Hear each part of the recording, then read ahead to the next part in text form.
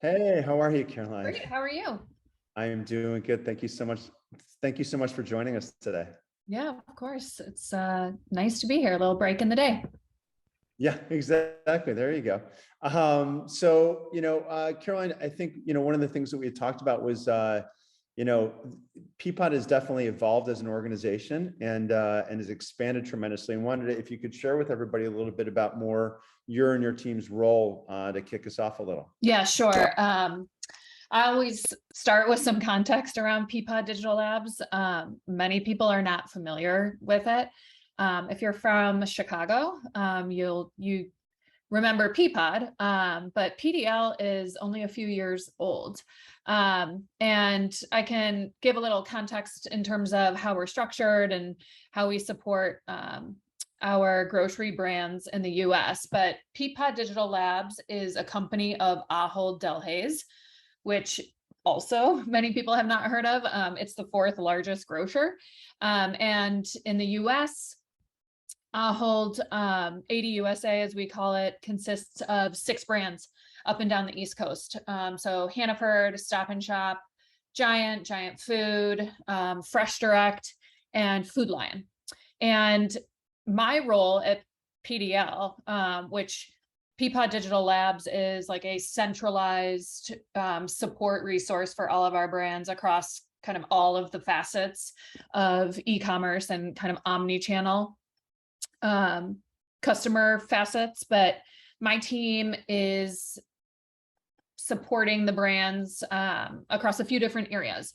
So anything from new customer acquisition to retention. So focusing on omni-channel strategy, digital marketing, kind of in the more traditional sense, content, CRM, and loyalty. So that's just kind of a quick overview. I've been there for about 3 years. This is my first time not sitting client side. And a lot of my former roles were focused in the restaurant industry. So this has been a wild ride, joining a grocery company right before a pandemic. Surprise. Sure. Well, it was a good time in terms of the way the economy shifted, and everybody was really, hoping to get their food delivered much quicker and avoid having to go out into grocery stores. So certainly, Exactly. I'm sure it's kept you busy. It has. And, from a marketing perspective, it was one of the weirdest times in my career because we actually had to turn off every single dollar of marketing for months. And usually, as all of us marketers know, you're usually looking for more money. So it was just really, really interesting because we obviously couldn't supply the demand. But yeah, we're on. Yeah, no, we're kind of on the flip side. Yeah, no, there were definitely a few categories such as that really were somewhat challenged about how we're supposed to market a product that we're doing okay with, and we don't want to encourage right now because there's already so much demand out there anyway. Exactly.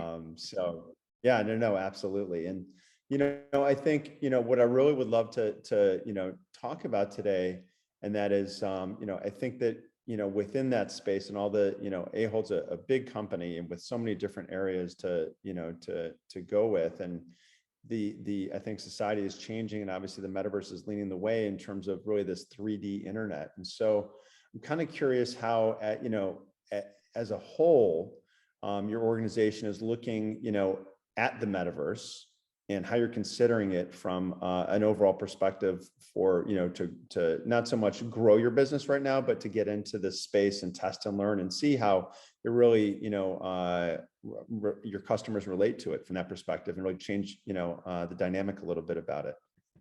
Yeah, I mean, I'm a very transparent person. Like, transparently, I think we're definitely kind of in the explore phase. I think obviously being in the grocery industry, we're a little distinct from a lot of the other companies we've heard from today, just because obviously we're an essential business. And if you think about the momentum and like since birth of the metaverse, kind of amidst the pandemic and And in our category, amidst some really potentially life-altering supply chain issues, our team has certainly first and foremost been supporting our brands to provide what our customers need. But the metaverse is something that we're looking at even within our category, what some players are doing, and certainly some adjacent partners. Like we have a lot of CPG partners that have entered the space. So we're kind of watching their test and learn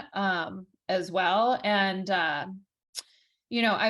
I was just thinking about the other day, like General Mills, who's a really great CPG partner of ours, they did a really cool like NFT auction that was promoting the return of Dunkaroos, which I was engaged with because we did a really fun thing with Dunkaroos within the pandemic. But, just having spent some time with categories like that from a marketing perspective, it's like that is the target audience. Like that audience is engaged, that is engaged with Dunkaroos is certainly the target audience for a kind of, cryptocurrency digital art experience. So like that makes a lot of sense. So, if I think about what we heard from Alo earlier today, from a shopping perspective, the interactive environment is like really obviously pretty conducive also to the grocery category because we replicate kind of that brick and mortar retail experience, but with food. But obviously less from like trying something on before you buy it. But I think the grocery category has an opportunity to really utilize different aspects of the metaverse, I'd say, to kind of close the gap between what I see as physical brick and mortar grocery shopping and the customer needs around exploration is what we talk about. And like I actually like to go grocery shopping. Sometimes it's super functional, but like walking the aisles, looking for new products, trying new things, like touching and feeling produce and things like that. Those types of sensory aspects to grocery shopping are obviously more difficult to bring to life in traditional e-commerce. And I have 3 boys, so I was just listening to the last conversation where it was like just talk to a 13-year-old. So I have a 10, a 12, and a 16-year-old, all boys. So I have learned a lot about even trying to like initially grasp what the heck all of this was. But I'll see my boys having conversations with their Oculus with, people and engaging and asking questions and getting answers. And I think from a grocery perspective, I could see the ability from a customer service standpoint. That's interesting. I think, if you think about like haptics and, one of the consumer insights we have about why people don't want to grocery shop online is because they like to know the ripeness of their bananas and touch their avocados. So if you think about like haptics in a metaverse environment and being able to actually like feel your produce as one example before you put it in cart, I mean, sounds kind of wild. But I feel like that's where we're at with all of this. It's pretty cool. So there's certainly a lot of opportunity. I think we're just keeping an eye on some of the interesting kind of, NFT, more like marketing campaign aspects that could probably help with like new customer acquisition further along the line. Yeah, no, I mean, I think it really opens up the category to tell a different story when you're talking about, food in terms of, so much about is the sustainability is so important these days, and knowing where your food came from or recipes and cooking. And there's so many different ways that you can really leverage a story behind the food that you can't communicate walking down the aisle, that you can't communicate. You don't want to necessarily replicate what you're doing in the real world within the metaverse, but at the same time, it gives that storytelling that you just can't do either through a 30-second, 60-second commercial or a print ad or outdoor or digital. And I think that's really the narrative that a lot of brands are looking at this. Like, how can I, tell a different part of my brand story that I just can't do otherwise, that will help really engage with my consumers and and make them understand why it's good to buy my product, not just based on price, instead of just making it a commodity purchase, but the you know, all the farmers that are brought into it and how it's farmed in different stories. So I think that you know, there's just endless possibilities in terms of how you can do it. It just takes a little creativity and some you know, great storytelling. Exactly. Yep. And you know, one of the things that I think has been you know, so interesting, and I think you shared this a little bit in terms of, you know, the learnings you've had, but as an organization, as you've been watching and learning your category, what are some of the things that you found interesting in terms of, not, you know, maybe that could be applied to Peapod Digital Labs, but more so just within the grocery category? What have you seen, Yeah. you know, from a competitive standpoint that has been, oh, that's really kind of interesting. I hadn't thought of that, or that's an interesting way to do it, because not everything is with an Oculus. Much of it is, you know, web-based. But I Right. think, you know, from a VR-based standpoint, there's definitely a lot of cool things that you could do. But I'm just kind of curious what you're seeing out there within the category. Yeah. So, you know, if I think about the entire grocery category, there's pockets where there's some, you know, kind of pretty strong brand advocacy. So I actually live in Dallas, Texas. Our company is headquartered in Chicago. But we're a big Trader Joe's market. And I feel like if you are a Trader Joe's customer, like you're kind of a ride or die Trader Joe's, like you're either in or you're out. You know, but if you look at the entire grocery category compared to other categories, I feel like brand advocacy isn't necessarily as strong.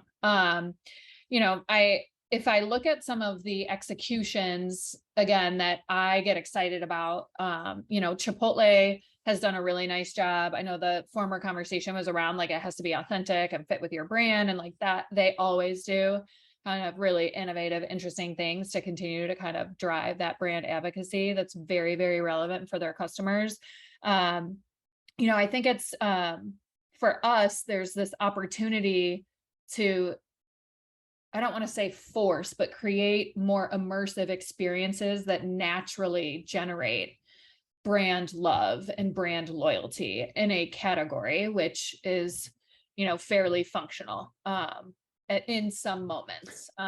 You know, and it has to be something that in grocery is very natural, because again, this is not something that someone, you know, wants. Typically it's like, I have to go get food in order to make dinner for my family. So it has to be something that doesn't get in the way of this very convenience and value focused experience. So that's kind of like, that's the sweet spot for me, is like introducing natural experiences that still deliver convenience and value, but also are truly representative of like our unique brands in a way that is creating kind of that next generation of brand loyalists. So haven't solved it, but that's kind of the way I'm thinking about it. No, no, absolutely. And I don't think anybody solved it. And I think that that's why we're such at a critical point in this space, is it's so nascent. You know, it's not a scale and reach opportunity right now. It's much more of a, hey, I know that my audience is going to be there. I need to test and learn right now. And there, you know, there's going to be failures, right? And I think that you need to go into it knowing that everything's not going to be a home run, but you need to just think about like, well, what do we want to learn from this, and how can we iterate from what we've done so that we can continue to capture more and more of our customers within this new channel. And so I think that, you know, taking that long-term view, but also waiting to see what else other people are doing, you know, let them make a couple of key mistakes first too. It's always not bad. You don't always have to be first. You know, it's so funny that a lot of ways that I've seen brands utilize the metaverse is I have to be first in my category and I want the PR value out of it and so forth. And I think, you know, that's important and that's a strategy, right? But I think the way that this is going is that this is around to stay. There's going to be, the metaverse is changing so much on a day-to-day basis. What's now, you know, true today is going to be different in 6 months. It's going to be different in a year and 2 years from now, because it's just going to scale so fast. That it's important, you know, to really kind of make sure that you're deliberate and you're authentic in that approach about what you want to do, so that you know, you're taking the long-term view of it and not just, you know, trying to get in and get out just to say that you're doing it. Which actually is a great segue into my next question, and that is, where do you see within your category? I mean, I think with COVID, it's a, kind of a peaks and valleys of different times when we feel safe going out and when we don't, based on the fact that, we're dealing with a virus. It's not anything that's going to be cured, right? It's going to be kind of like the flu, and it's something we're just going to have to learn to live with. And, as you look into 2022 in the back half and beyond, where do you see, the category that you're in, both on a private label and, grocery in general, which I know is its own beast, kind of adapting to these, new environments, both physically and then also digitally? Yeah, and I think you mentioned private brands, and that's a space I'm incredibly excited about. And our team is helping to partner, kind of like how we can really reinvigorate and innovate in that space, because from my perspective, growing up, like private brands weren't cool. And now I feel like private brands are now doing all these cool partnerships and exclusivities. And like, it's certainly in this time, that's one of our biggest challenges, is obviously the price of food. And a lot of our customers are price sensitive. So continuing, like, again, within all of these different challenges and supply chain and things like that, like, we hit such a peak from an e-commerce perspective and an omni-channel perspective, because we value both in terms of, we love the customers that switch as well.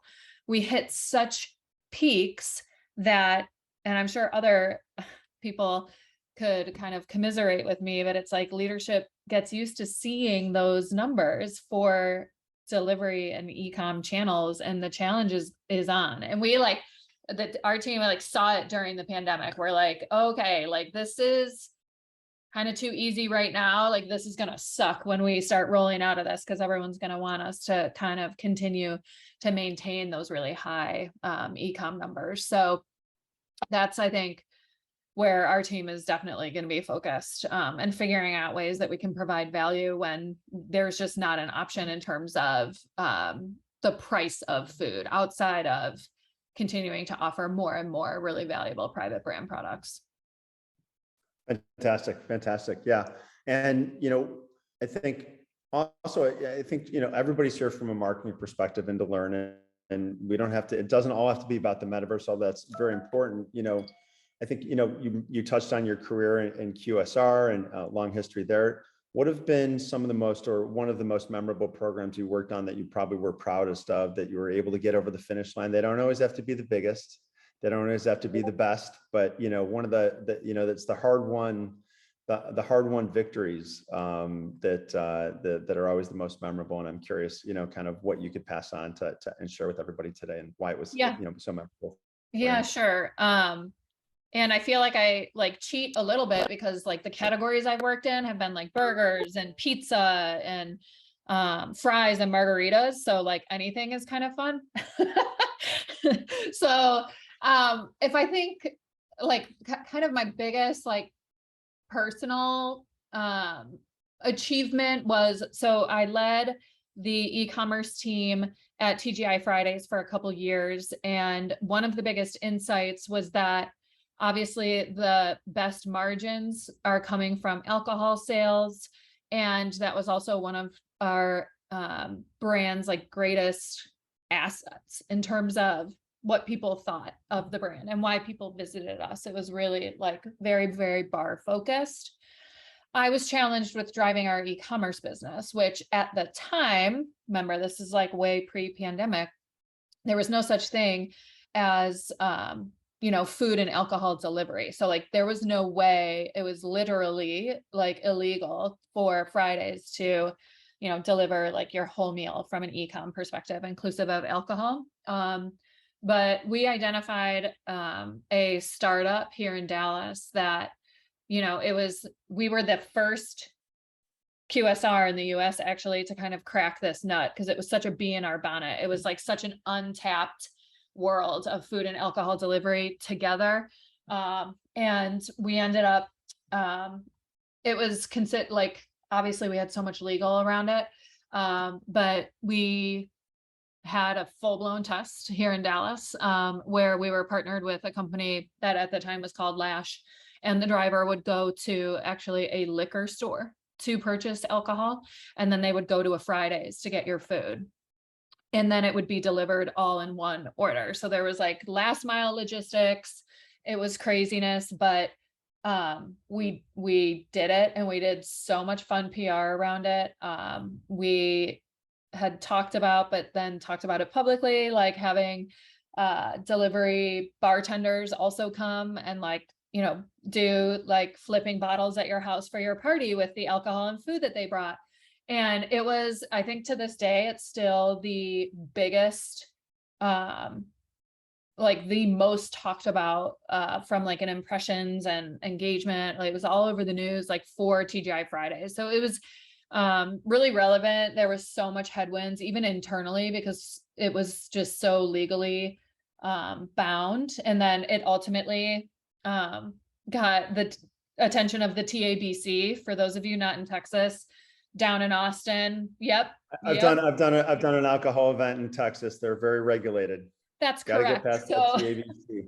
yeah, let me just say we got a letter that we weren't doing anything illegal, obviously, but it was more like, we're kind of annoyed that you guys figured this out and like didn't really involve us at all. But anyway, like our work there had been done, and it like paved the way in terms of like, now that's like a very common thing. And then, you know, the pandemic kind of changed everything related to kind of like to-go alcohol. But so many good lessons learned there, just in terms of like identifying first and foremost, like the idea was really fun, but just grounding it in the actual financial potential return. And like, if we think about actually trying to get what we would call like incremental share of stomach, like there's so many little things we could be doing. And people always like to say, oh, we should have more marketing dollars. And it was like, no, like, let's take a step back. And if the world was really ours, like, where would we really leapfrog? And it was just powering through and finding your advocates. And yeah, that was super fun. Yeah, that sounds fun. That sounds like a you know, pushing boundaries. It's not too unchallenged is what we're doing here in the metaverse. We're launching an event here within Decentraland tomorrow, a big event that's kicking off, and it was within a sector that is heavily regulated, and so navigating all the channels between wearables and, you know, what we could and couldn't do was truly unique, because it's such a new space. And when you're breaking those boundaries, it's not so much about what you can and can't do. It's about, well, can we do this? And, you know, are we allowed to do this? And how do we get around it, and coming up with solutions to problems? And one of the things we always talk about in the metaverse is solving Web3 problems with Web3 solutions. And, you know, it's always important now in this new environment that you're solving those solutions. And I think that that's always what, you know, for me, always makes things memorable and exciting, is when you've overcome those problems and been able to solve and work through them. So thanks so much for sharing that. That was a great story. What,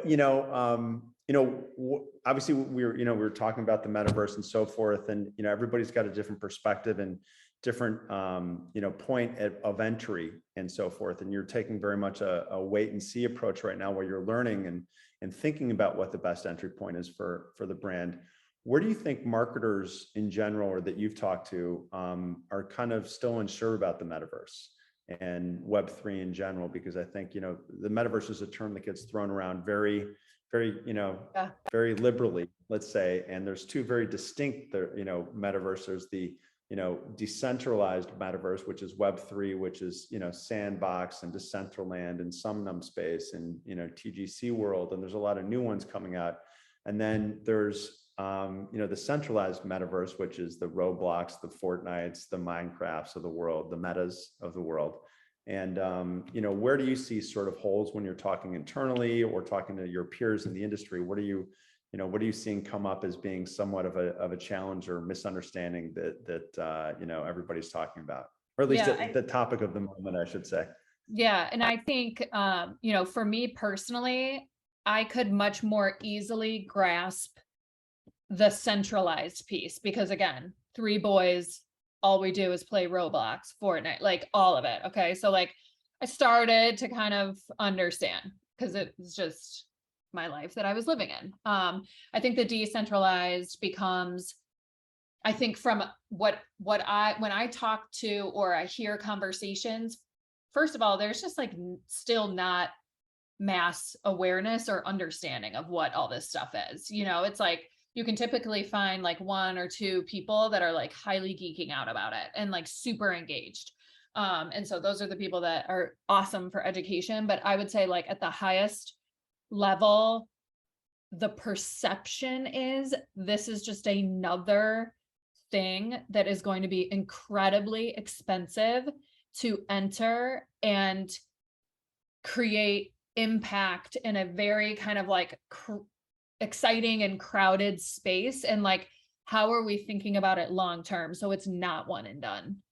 And even though we're in grocery and this category has performed well and is fairly consistent from a performance standpoint, we're like any other company where you never have enough marketing dollars.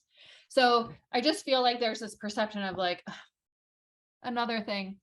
And then you get into which channels are performing the best and where are we going to pull dollars from in order to create these experiences and campaigns? And, that's like at the highest level. I also think even for me personally, I'm like, still trying to figure out where it makes sense to create these experiences in this kind of like incremental 3D web world versus all of our other web experiences that we have millions of customers going to every day. So it's like, how do we not just add another ridiculous layer to, again, a category that is supposed to be pretty straightforward and convenient? Yeah, no, absolutely. By the way, I need to plug my computer in. So I'm just going to, I'm here, but I don't want to really get lost by dropping off. So I've got to scramble a little bit and find it, but we're still going to talk and you can still hear me. Bear with me for just a second. You got it. It's really interesting. Yeah, I'll do it in 1 second. I just want to make a comment because I think it's really interesting. And one of the things that I've learned in launching products and dealing with, Fortune 100, Fortune 500 brands now within the metaverse is that when you're actually activating and actually building is that it actually does take a longer time than expected to actually build because it is a new space. And so I just want everybody to really think about that when you are thinking about launching within the metaverse. It's sort of like real life construction. Plan longer than expected so that you can make sure that you get everything taken care of that you need to, and so you don't miss any elements along those lines. And I'm going to ask a question, then I'm going to go look for my cord, then I'll be right back. So I'll let you fill the time here as we're talking, and I'll chime in a little bit. But you mentioned QSR and so forth. What and now making this move and how it's been really kind of a different viewpoint from your perspective and a little paradigm shift from your experience, and kind of curious what's been the biggest opportunities that you've seen, and and also some of the challenges when you've moved over. Yeah. So I think what has been personally challenging for me is I've spent my career in categories that have really, really high emotional consumer engagement. And for a marketer, that's super fun.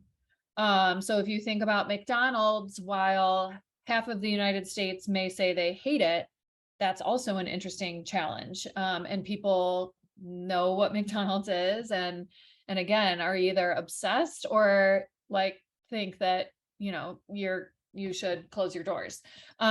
So I think what was personally difficult for me at first coming over to grocery is, I mentioned it earlier, it doesn't have as much like emotional consumer engagement because it's an essential business. That's not going to blow anyone's mind saying that. But I think where that personally has created an opportunity for me, and is probably the reason why they hired someone from outside of grocery, is to identify those white space areas that grocery hasn't typically played in. And I mentioned we turned off all of our marketing dollars during the pandemic, and that was an uncomfortable time for our team, but also kind of gave us the ability to take a step back and think about interesting kind of trends we were seeing and my team is the only marketing team that has purview kind of across all brands. So when we're trying to identify white space opportunities, they have to be relevant for all of our customers. And if I think about our grocery e-commerce experience, like 3 years ago when I started, 2 years ago, it was very kind of like conversion based, like fewest clicks, like, get the add to cart and get them out. And we identified some interesting trends during the pandemic that we felt like had some relevancy to our category. And I'll just mention one to kind of like paint this for people, but actually back to Dunkaroos, I was in a meeting and someone mentioned that Dunkaroos were being relaunched. And my question was like, oh, like, did we negotiate that, like, or do we ever negotiate to like be the first grocery company to bring it back? Or like, do we have any incremental content? Like, that's like really cool and huge and fun to like target specific consumers that we like, know buy that kind of stuff and would be psyched because it was like trending on Instagram and all this stuff. And it was like, no, like we don't really like do that. And so then it got our team thinking again, because we had time, because we weren't like spending a whole lot of working media dollars. And we were like, there's this whole fun nostalgia trend happening during the pandemic because everyone was like in these crazy difficult times and everyone was kind of like thinking back to better times. And the 90s, as everyone knows, was like trending in the beginning. And Saved by the Bell and all this stuff. So our team, just for fun, we were like, hey, can someone pull how many grocery products we have that are from that either launched in the 90s or were really hot during the 90s? And of course, it took the merchandising team like a hot second. And suddenly we learned we had over 1,800 products that were like super rad in the 90s. So we went to our brands and we're like, this is super fun and like topical. And can we create a 90s grocery like landing experience? And we designed it and it looked like Saved by the Bell and it had all of the fun products on it. And we were able to like organically get some cool PR, which like, again, for traditional grocery companies, this was like pretty outside the box, and I'm going head to head with the cool stuff that like Walmart's and Amazon's are doing. So it's like, we got to kind of think differently here. But that was the first opportunity where like we were creating experiences that would actually intentionally kind of create engagement and slow down that like, add to cart, super fast conversion, like super convenient. It was like, no. And we subsequently have continued to create experiences and like snackable content that, from a TikTok perspective and adding music and creating playlists. And we do, like celebrity chef tutorials. And it's like, really thinking about not just selling bananas, but creating like a truly engaging, immersive grocery experience. So many other categories have been doing this forever. I always just have to remind people, like groceries a little different. Well, I mean, honestly, that's exactly a great experience to bring into the metaverse. That's the kind of stuff that you can really play off of. That's a unique story, right? That's playful, right? And is nostalgic and cool, that you can bring into that and make it interactive. And it's about that engagement. I think it's just figuring out what those KPIs are and those new successes are exactly within an environment, because it's not going to be scale and reach to a certain extent right now, but still there's value there of that interaction. And I think Angelique talked about this before, is that, even if it's 100 people, the feedback that you get through the metaverse and through those channels is really great. Consumers are really interactive. And so I'm glad to hear that. Now it's just the next step. Exactly. The next step. But and I love to always end somewhat, because we've got a few minutes left, is advice to other marketers and someone who's just starting in their career in marketing. What would be one or two pieces of advice for them that they could walk away with and go, as they're thinking and plotting out their plan with everything changing so much now, how would, if you could do things differently when you were starting out and give some advice to someone, what would you tell them right now? Yeah, I think, so I grew up as a marketer within Yum Brands, which is an amazing culture. And I'm so thankful for having grown up there. And one of the things that I learned while growing up at Yum was the importance of creating meaningful, authentic connections in areas outside of marketing within the organization, and creating a network of individuals and leaders in other areas of the business, learning how they work and what they do. That became so important as I kind of moved through different roles. And you have these advocates that help you move things through from a marketing perspective that have interdependencies with other departments much more quickly. And I think that is why, like, to go back to the food and alcohol delivery, was like, that actually, like, I didn't use marketers for that. Like, that was like I need ops, I need training, I need legal friends, I need like packaging people. Like, it helped because I had already kind of created my network of all of the wizards who can help get things done, because marketers are seen as kind of like the crazy ideas. And I just remember I was very insular because I didn't know how to kind of network that way internally when I first started at Pizza Hut, And so like that to me is something that I always tell people, like, just get to know people. You never know. And if you have a question and need to get something done, those leaders in the other areas of the business will be your advocate because you took the time to get to know their piece of the business.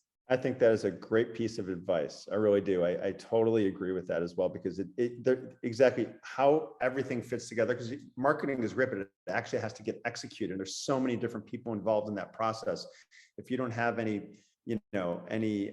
connections within there, you're just starting them when you're working on something, as opposed to already having that. And you can just pick up the phone and ask someone or ask their guidance before you decide to go and propose something, right? Was this even possible, right? Yep.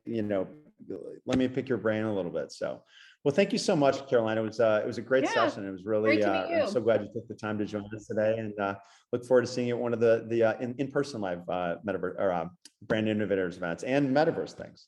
Absolutely. So, wonderful. Fantastic.